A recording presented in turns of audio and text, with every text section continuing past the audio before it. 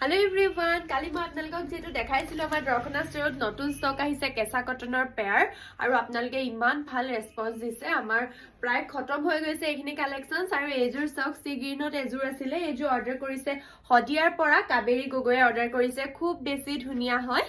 উছৰ পৰা দেখাই দিছো একদম affordable প্ৰাইসত handmade Azure mekhela chador খুব বেছি ধুনিয়া আমাৰ ওচৰত এতিয়া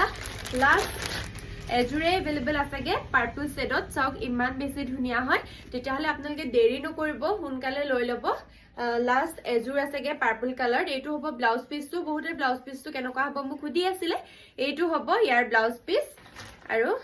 এইজুৰ হ'ব কাপোৰজুৰ পাৰ্পল কালাৰ তেতিয়া হলে দেৰি নকৰিব হুনকালে অৰ্ডাৰ প্লেস কৰি লব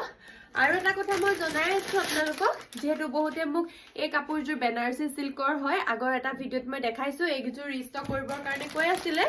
তো আমাৰ এইজুৰ ষ্টক কৰা হৈ গৈছে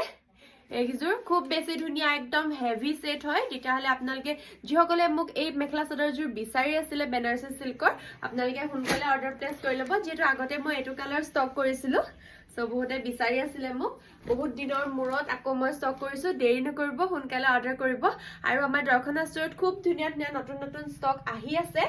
আপোনালোকে ডেইলি ভিডিঅ' বিলাক পাই থাকিবৰ কাৰণে আমাৰ দৰ্শনা ষ্টৰ পেজটো ফলো কৰি লব থ্যাংক ইউ